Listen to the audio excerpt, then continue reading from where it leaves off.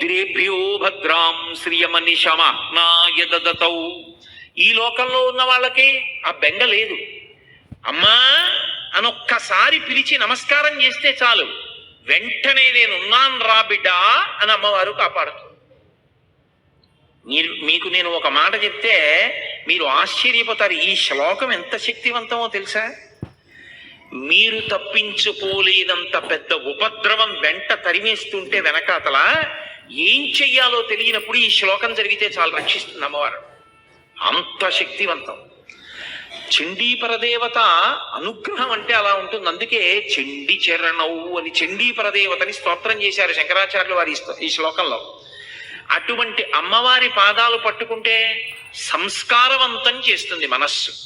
ఇక్కడ మీరు నన్ను ఒక ప్రశ్న అడగచ్చు, ఏమండి ఒకవేళ అసలు కోర్కెల మీద వ్యామోహం పోక, అసలు వ్యామోహం అనేటటువంటిది పోతే కదండి ధర్మబద్ధం చేసుకుందామన్న కోరిక. ఆయన అలా చెప్తాడు కానండి, ఏడాదికి ఒకసారి వచ్చి ఇవన్నీ అనుభవించడంలో ఎంత సంతోషంగా ఉంటుంది. ఏమిటి ధర్మచక్రం అని పట్టు కూర్చుంటే ఎక్కడ తీరుతాయండి? రోజు చేసే పుణ్యం చేస్తున్నాం కదా, ఇవి నడుస్తాయి అని అంటావేమో.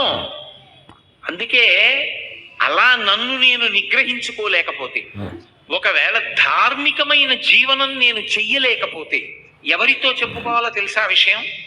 అమ్మవారితోటే చెప్పుకోవాలి. అమ్మవారితో నేను అన్నప్పుడు దాని అర్థం ఏమిటంటే అమ్మవారు అయ్యవారు అని కాదు, పరమేశ్వరుడితో చెప్పుకోవాలి అని. దానికి శరణాగతి అని పేరు. శరణాగతి అన్న మాటకు అర్థం ఏమిటో తెలుసా? మీ బలహీనతని భగవంతుడి దగ్గర చెప్పడం.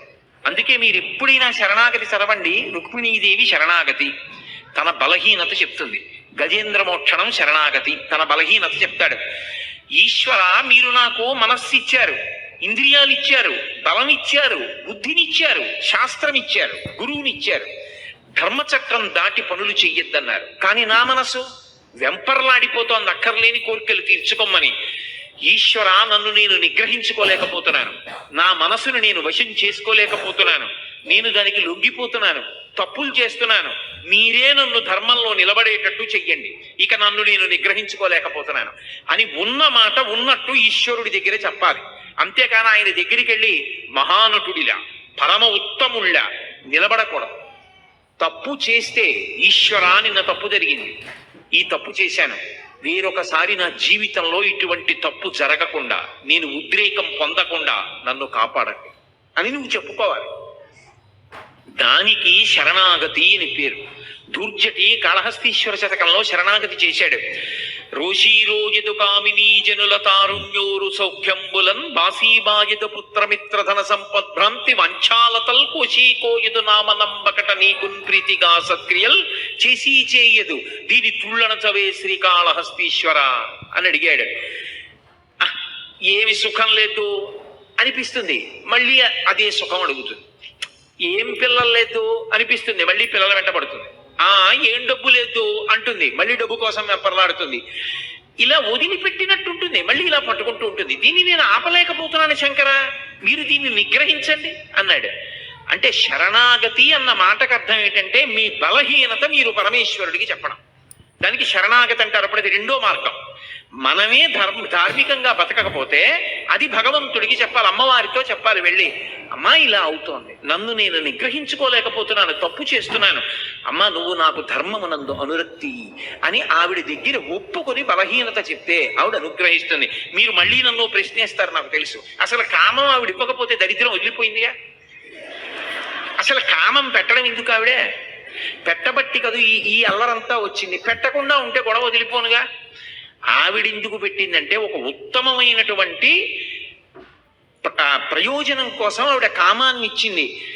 కామము మనసులో పుట్టి అది ధర్మబద్ధమై ప్రహృష్టమైనటువంటి మనసుతో భార్యాభర్తల సంగమం వల్ల తేజోవంతమైన కొడుకు పుడతాడు.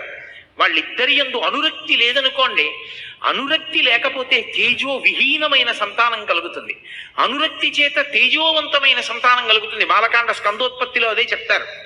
కాబట్టి ఇప్పుడు అటువంటి కొడుకు పుడితే పితృరుణం నుంచి విముక్తుడవుతాడు. పితృరుణం నుంచి విముక్తుడు అవ్వాలంటే కామం ఉండాలి, కానీ కామము ధర్మబద్ధము కావాలి. నీ భార్య ఎందుంది, అదేం బంధించదు.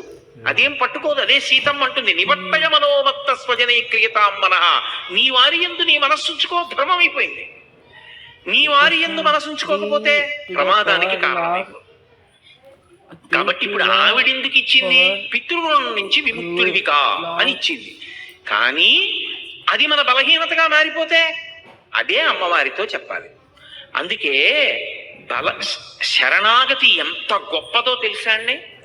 అసలు శరణాగతి నోటితో చెప్పడం కాదు, శరణాగతి త్రికరణ శుద్ధిగా చెయ్యగలిగితే, నయ్యితి అంటూ జ్ఞాన మార్గంలో వెళ్ళినప్పుడు చిట్ట చివర ఏ లక్ష్యాన్ని చేరుతాడో, శరణాగతి మార్గంలో కూడా అదే ప్రయోజనానికి వెంటనే వెళ్ళిపోతాడు.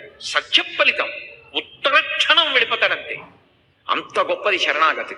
ఎందుచేత అంటే మీరు ఇక్కడ ఒక విషయాన్ని బాగా పసిగట్టవలసి ఉంటుంది. నేను ఉదాహరణ చెప్తే మీరు పట్టుకుంటారు. ఒక రాజుగారు యుద్ధం చేస్తున్నాడు, మత్తగజం మీద నిలబడి శత్రువులతో యుద్ధం చేస్తున్నాడు. పక్కన ఓ బంటు కనబడ్డాడు. వాడిని అన్నాడు యుద్ధం చేస్తూ, ఇవాళ రాత్రి 9 గంటలకు ఒకసారి నువ్వు నా శిబిరంలో కలు అన్నాడు. ఆ సైనికుడు అన్నాడు, నేను సామాన్యమైన సైనికుణ్ణి, రాత్రి సేనాధిపతులు వస్తారు, మండలాధికారులు వస్తారు, ప్రజల్ని అక్కడ రాజ్యం పరిపాలనలో ఉన్న ఉన్నతాధికారులు వస్తారు, మీ దగ్గర విషయాలు కనుక్కోవడానికి నిర్ణయానికి మంత్రులు వస్తారు. 9 గంటలకి నేను మిమ్మల్ని ఎలా కలవగలను? వాళ్ళందరూ వెళ్ళాక రావాలప్పటికి తెల్లవారిపోవచ్చు, మీరు కాసేపు విశ్రాంతి తీసుకోవచ్చు. ఎలా కలుస్తాను సామాన్య సిపాయిని అన్నాడు. ఇది నీ దగ్గర ఉంచుకో. రాజు ఉంగరం విసిరాడు. వాడు చూశాడు ఇలా ఉంగరం వంక, అది రాజముద్ర, తన రాజు ఉంగరం కాదు, శత్రురాజు ఉంగరం. అది హడిలిపోయాడు.